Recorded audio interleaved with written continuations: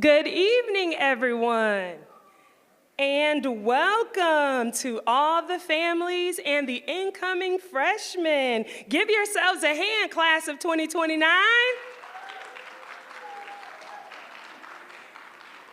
We are excited to welcome you all to our school community. We're excited to celebrate this milestone with you. And we're sure that as you're becoming or moving into this freshman division, you have questions, you may have some reservations, but we are all here as a school community to welcome you, to embrace you, to help you along your high school journey. We are excited to have wonderful staff, wonderful courses for you to choose from, and we look forward to being able to work with you. So tonight, our school counselors, Mrs. Heidi Elonich and Mrs. Liz Yoder, will go through a presentation with you, sharing just some important information about your course selections, and then after that, we'll have the opportunity to go over, if you haven't, to just talk to some of the teachers and just see a little bit of what we have to offer. Again, thank you for coming out tonight. We look forward to what we will be able to do next year. Go class of 2029.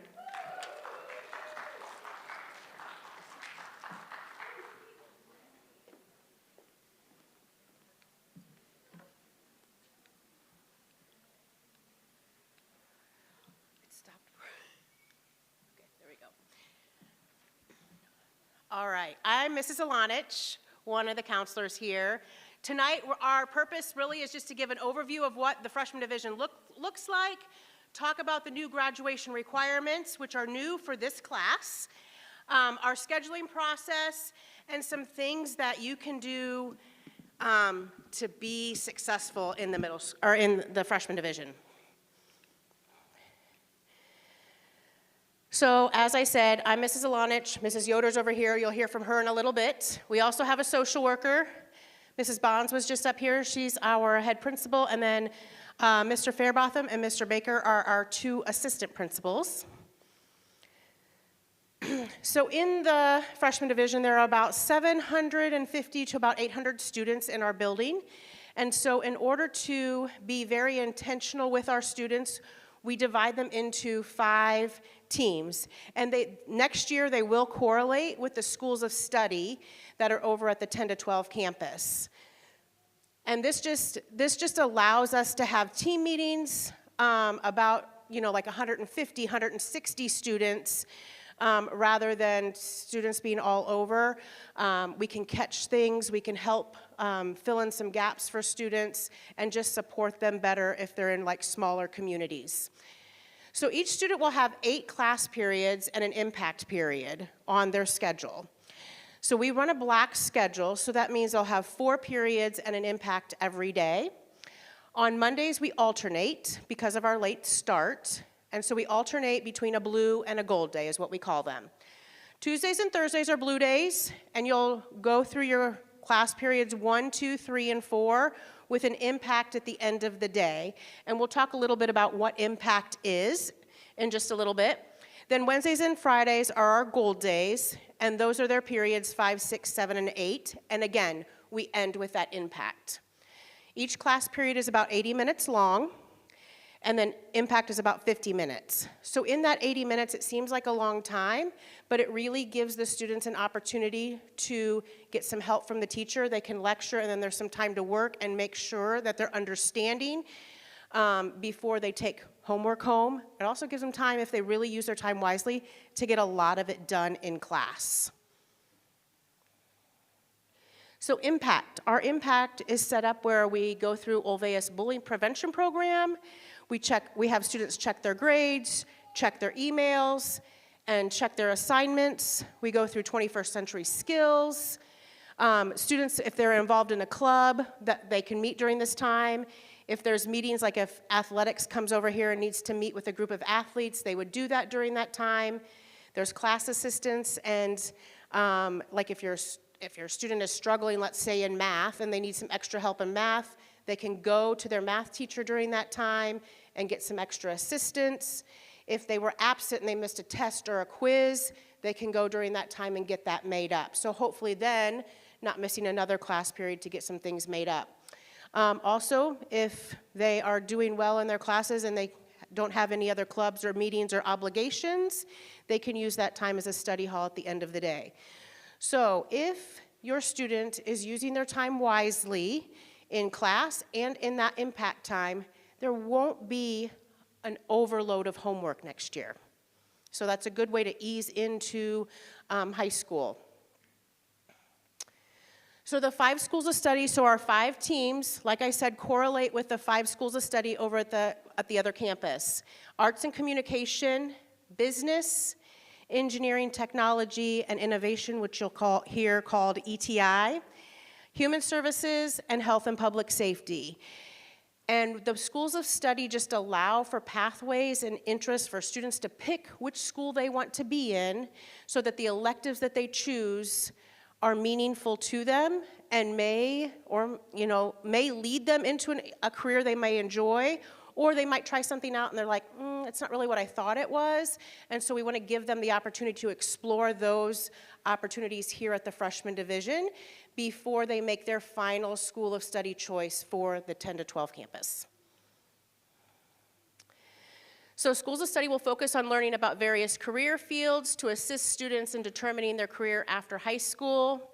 And like I said, they'll experience some of these career fields here at the Freshman Division in their electives. So the new requirements for the diploma. So the whole goal of changing the diploma requirements was to give some flexibility for students to personalize while maintaining rigor. So we want to have like those basic classes that they have to have, but also giving them opportunities to take classes that, again, are more meaningful to them. Increase simplicity for students, parents, and schools. Increase access to work-based learning and credentials of value. So they'll start to hear all of the opportunities they have at the Career Center and work-based learning experiences and internships and things like that when they're in 11th and 12th grade. And this new diploma and the new graduation requirements allow for more of that kind of flexibility. So information about the diploma requirements was recently released. It has not been finalized. So what you see on the one sheet of paper that you got are the credits that are going to be earned. What's not been finalized exactly is like what science credits, those extra, or the additional science credits. We don't know all of the science that they're going to allow for that. So this year, all of the freshman classes are pretty much the same as what they have been in the past. We know that those aren't changing. Those are required classes. It's the additional ones that when you're getting into higher grades that may have some more flexibility than they have had in the past. And so for tonight and for when we're scheduling with your students, we are going to only focus on 9th grade. And then next year at this time, we will work with your student to continue their 4-year plan and map out, it won't be in concrete, but map out 10th, 11th, and 12th grade and what that will look like once everything has been kind of set in stone with the state. Again, we will continue to share this information as we get the information and as it becomes more concrete at the state level. So for the incoming freshmen, I have highlighted the classes that they will take, like that they'll take here. They'll have English, both semesters. They'll have algebra as their math, unless they're currently in algebra, and then they'll go on to the next level of math, which is geometry, and then algebra 2. So we'll offer those 3 levels of math here, depending on what math class you're currently in.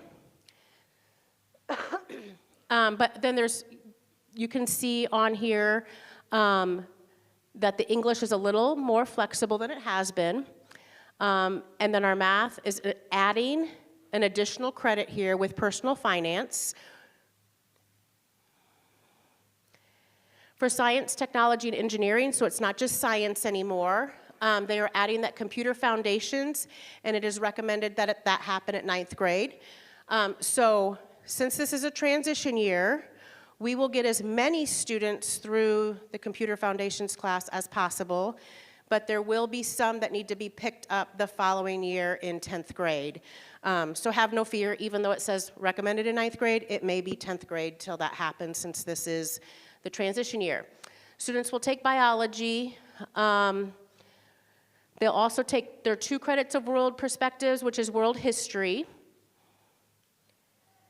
And then PE and health, there's 1 credit of PE and 1 credit of health that is required. So something new that was adopted this year by our board is that students can apply for a PE waiver and not have to take PE if they are able to fulfill one of these activities. So that can be the marching band or ROTC for the full year, or any of the high school sports that we have to offer. If you're in a sport, you could be on the freshman team, the JV team, the varsity team, as long as you finish that sport in good standing, and your coach signs off on that, you can earn your PE credit that way. Same thing with band and ROTC. Has to be marching band, not just like concert band. Then the credits are more personalized for you depending on what you're interested in. Students are encouraged to utilize the readiness seals, which you'll hear about in a little bit, to align with their unique goals. They can choose from a variety of career and technical ed, or world languages, or fine arts kind of electives. And then students, most of the students are preparing for college and careers in 8th grade. And let me stress, this is a high school credit. They need to pass it. If they don't pass it, they will be taking it again next year when they're here. So if they can get that out of the way, that's one of their credits already taken care of. And total credits they need are going to be 42. Mrs. Yoder is going to talk about the readiness seals.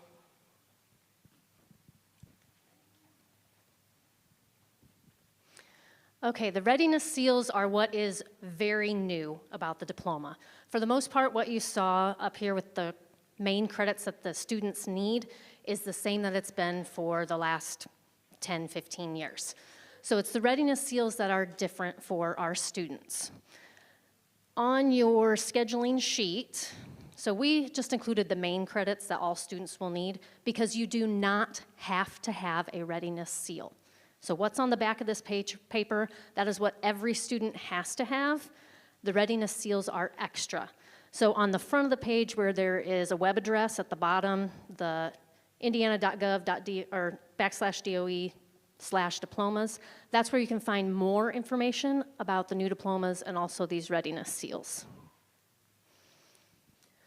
So they are optional again. If you do not get a readiness seal, though, you have to get a graduation pathway.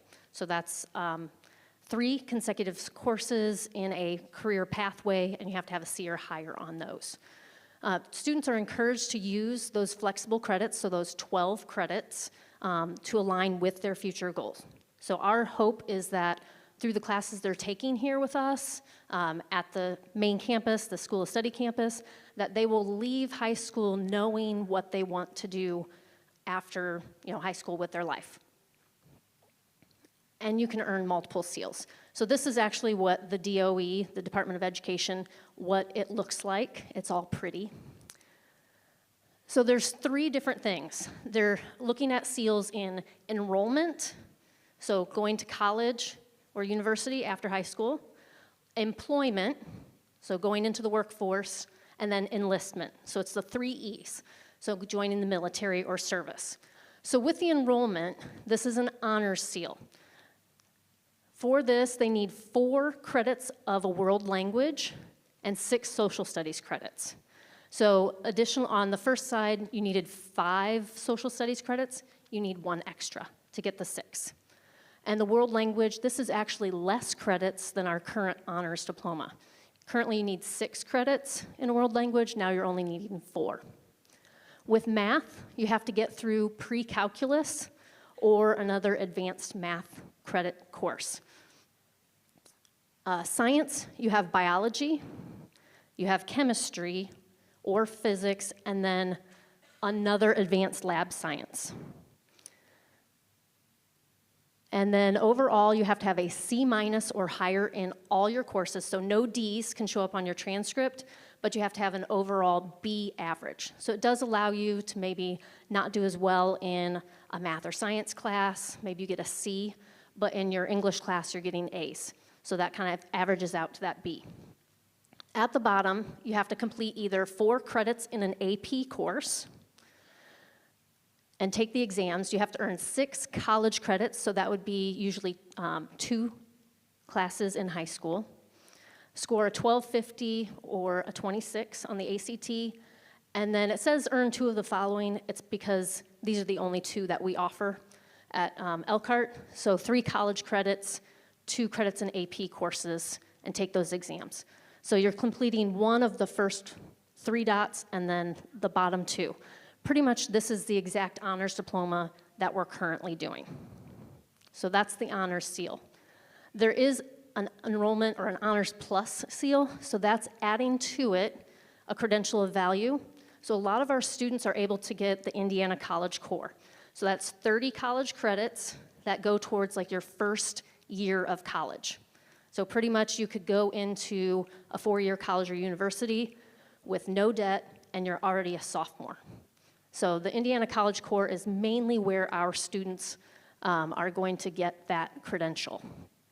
Complete 75 hours of work-based learning. So if you work in the summer, like this coming summer, keep track of your hours. The state has still not told us how they're gonna do all these work-based learning hours. So I would just say keep track just in case we're able to use them later on. And then you need to demonstrate a skill or development in the communication, collaboration, and work ethic. Again, the state has not told us exactly how they want us to show this yet. We should find out in the next couple months. So that is the Honors Plus seal. The employment. So the focus, a lot of the new diploma requirements are trying to get kids out into the workforce. So employment, we're looking at that credential of value, 3 courses in a career tech education pathway, an approved career prep experience, so like an internship, something like that, and then an approved locally created pathway. So you only have to do 1 of those things. Complete the 150 hours of work-based learning, and then demonstrate that communication, collaboration, and work ethic. And then there's an attendance goal, which again, they have not told us what that's gonna look like, but usually that's about 4 absences a year. Not a semester, a year. Then you can get the Honors Plus seal. So again, you're earning a credential of value, so that associate's degree, a technical certificate, the Indiana College Core, or some type of industry certification. So many of our career center programs would probably reach that credential of value. You're creating or completing additional work-based learning, so a total of 650 hours, and doing a pre-apprenticeship or a modern youth apprenticeship. And then again, the communication, collaboration, and work ethic. The last one is our enlistment.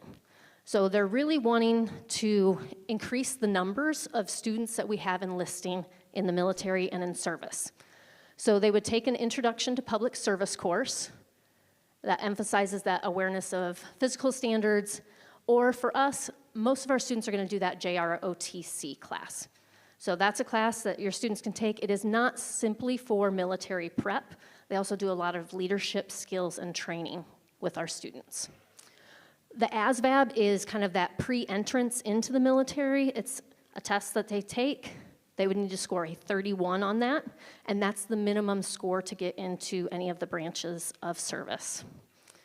They have to meet an attendance goal, and again, demonstrate those communication and collaboration skills. Then there's the Honors Plus seal, so you can go a little bit further.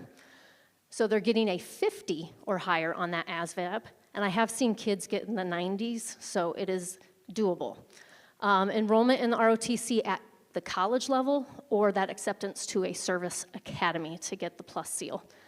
Then they're also doing 100 hours of public service, having a leadership role, and then 2 seasons of a team-based physical sport or activity. So that would get you the Honors Plus seal. So you can get multiple seals, but you don't have to get any seal. So the main thing is the back of that scheduling sheet, those 42 credits, that's the main thing that your student needs to get. So again, the graduation pathways are not required for students who earn a seal. So it's either a graduation pathway or a seal. It does not have to be both. It needs to be one or the other. And all that is, we call them box 2 and box 3. So for the graduation pathway, they need to do a box 2, which is showing project-based, service-based, or work-based learning. And these are the different ways you can do it. Last year, we had probably 90% or more of our students complete their box 2 while they were here as freshmen, and you only have to do it one time. Currently, we already have 70% of our students who have completed their box 2 already. We have a lot of classes that do project-based learning, and so the kids are able to do the paperwork and get their box 2 before they leave here. The other aspect is a post-secondary readiness competency. That's why we call it box 3. It's the way to show that you are ready to do something after high school of value. So we're looking at AP or dual credit classes, a score on the SAT or the ACT. Most of our students, if they're going on the pathway, they're doing that next level pathway where they have a C or higher in C or high average in 3 courses, 6 credits of a pathway. So if you look on your scheduling sheets, any of the classes that say principles in front of it, that would be the first course in a pathway. You can also get it through ASVAB, industry certifications, or apprenticeships. So they truly are giving a lot more options for students and families to earn their diploma and to be better prepared for what they want to do as a career out of high school. It's definitely more individualized, and I believe Mrs. Elonich will say it as well. It is our job as counselors to make sure your students are in the correct classes to complete their diploma. And if you want to meet with us, talk with us, email us, like, I don't understand this, we'll give you more information and try and help you understand it, because we're still working on understanding it. But the main thing is you need to help your students do well in their classes, pass their classes, hopefully with that C or higher, because that's what they need for next level pathways and for some of those dual credit classes. So that's the way that you can help your students, that way you can get out of high school with what you want to do after, what you want to do going forward in life is to get those classes passed. Oh, the additional requirements. Okay, so things that you need to know. Next year, all freshmen here will take a PSAT. You'll take it again as a sophomore and then as a junior in the fall. And then as a junior in the spring, you'll take the SAT. It allows you to do National Merit Scholarship, so you could qualify for free tuition in school at any college or university in the United States. And then the career discovery meetings, this is another requirement from the state. So in 11th and 12th grade, they'll do a 30-minute meeting with some type of post-secondary institution or employer to do that meeting. And they will log in through their Scholar Track account to log that meeting. I'm going to hand it back to Mrs. Elonich. Is anybody overwhelmed yet? So like she said, we really will walk you through the process. We really want you to focus on the 9th grade courses right now. We will make sure students are in the classes that they need to be in and follow them and help them through the process. And they will continue to hear the requirements over and over all through high school. So for the scheduling process, these dates are a little off now because of snow days and, all the things that have happened lately. So Pierre Moran has been here, and they were able to have tours and see the building, and we talked to them about the specific classes that you're seeing on that scheduling sheet. Westside is scheduled to come tomorrow. Unfortunately, Northside is not able to come here, but we are going there on Friday to go over the scheduling form. And once we're done at Northside, we will send out the student presentation that we gave to the student emails, which will have links to the course description guides, and also, again, a list of all of the courses that you're seeing here tonight. And then students are going to meet with their middle school counselors to schedule and pick their electives for next year. And then the deadline for all course requests is going to be March 14th. So when you're talking with your students about the scheduling process, just determine which plan you want to pursue. If it's that employment, that enlistment, or the enrollment, think about what might be the best fit for you. That does not mean you're locked into it by any means. It's just, it gives you an idea of where to start. Then we need them to choose 6 electives and 4 alternates. And again, they have this exact slide in the student presentation, so if you click there, the elective choices will be there, and then that other link will lead you to a course description of all the courses. Just for purpose of time tonight, we are not going through each course. We do that with the students when we're talking to them. So the basic schedule, though, will be, we will schedule them, or their counselors in 8th grade actually place them in their core classes according to what classes they are in now. English or honors English. If they are currently in a regular English and you feel like and the student wants more rigor, you can certainly request that they be placed in honors English, and your counselor will look at that and see if it's a good fit for you. Same thing with biology and world history. We can both do honors levels there. The math depends on what math they're currently in. So if they're in 8th grade math, they'll go to algebra. If they're in algebra, they'll go into geometry. And if they're in geometry, they would take algebra 2. All students will have PE, and all students will have health. If a student has not taken preparing for college and careers in middle school, or they do not pass or have not passed it, they will have that, and then also that computer foundation. So again, that leaves room for 4 electives. And those electives would include, like, if you're in a performing music like band, orchestra, or choir, that gets filled into those electives there. And I'm going to talk about some flexibility we have with those students too here in just a minute. So when you're looking at that form, if you can fill out kind of in order that you have things. So if it has 2 boxes like this, our world languages, it's going to take up 2 of those spots. Same thing with band or any of the performing music. If it just has 1 box there, it's just a 1 semester course, so it's just one of those spots for you. And then you'll fill in A's with your alternates. If I don't get my first choice, this would be okay. Especially if you're picking a world language, it's important that we have an alternate. Sometimes the numbers just aren't what they need to be, and it's not effective, it's not cost effective for us to have a class of 5 kids.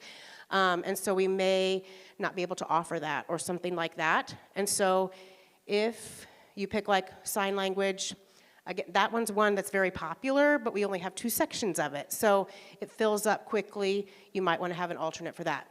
If you only want to take Spanish and that's the only one and you don't want to have an alternate, that's okay too. Just know that if you don't put an alternate, you might not get a language at all. So, like I have said, we will stand with your child, with you. We will be more than happy to meet with you as all of this kind of develops and all of that. We will put them in the right classes.